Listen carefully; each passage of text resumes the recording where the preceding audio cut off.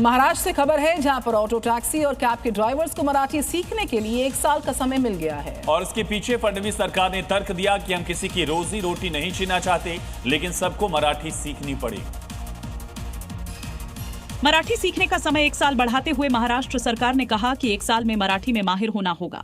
समय सीमा सिर्फ मराठी सीखने के लिए बढ़ाई गई है, न कि किसी को कार्रवाई से छूट देने के लिए।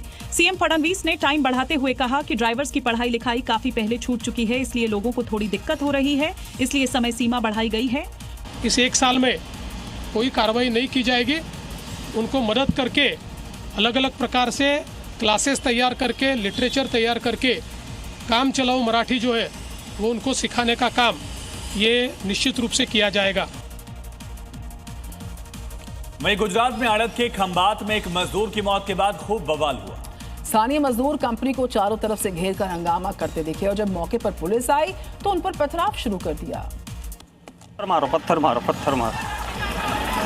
हादसे के बाद कंपनी में मजदूरों की सुरक्षा पर सवाल उठने लगे, जिसके बाद कंपनी के एक मजदूर की मौत के बाद बाहर जुटी स्थानीय मजदूरों की भारी भीड़ ने पथराव शुरू कर दिया। पथराव में पुलिस की गाड़ियां टूट गईं, जबकि मौके पर और कई बाइक और स्कूटी में भी तोड़फोड़ की गई है। भागने के चक्कर में लोगों के जूते चप्पल मौके पर छूट गए। दरअसल हादसा खंभात की रोहन डाइज कंपनी में तब हुआ जब एक भारी सीटी टूटकर मजदूरों पर गिर गई। एक मजदूर की इलाज के दौरान मौत हो गई, जबकि दूसरे की हालत गंभीर है। गुड मॉर्निंग जी में आगे देखते हैं रफ्तार के साथ राज्यों से मिल रही 5 बड़ी अपडेट्स। रक्षाबंधन पर दिल्ली मेरठ एक्सप्रेसवे जाम से जूझता नजर आया। मेरठ की ओर कई किलोमीटर लंबी वाहनों की कतार लगी। बढ़ते ट्रैफिक दबाव से वाहन घंटों रेंगते रहे, यात्रियों को भारी परेशानी। उधर नोएडा के बोटानिकल गार्डन मेट्रो स्टेशन पर यात्रियों का हुजूम देखिए। भारी भरकम भीड़ राखी के पावन अवसर पर देखी जा रही है। जल्दबाजी में लोग हैं, मेट्रो में चढ़ने के लिए होड़ मची हुई है।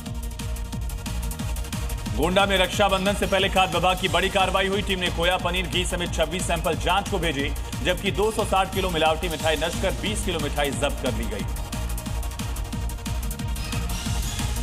रक्षाबंधन से पहले जोधपुर के सेंट्रल रोडवेज बस स्टैंड पर यात्रियों की भारी भीड़ उमड़ पड़ी।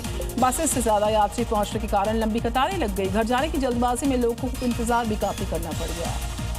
कोटा के केशव राय पाटन में अपराधी नूर मेसर उसके साथी के कब्जे पर प्रशासन का बुलडोजर चला। 3 करोड़ की जमीन पर बने पक्के कमरे, बाउंड्री वॉल, टापरी को ध्वस्त किया गया।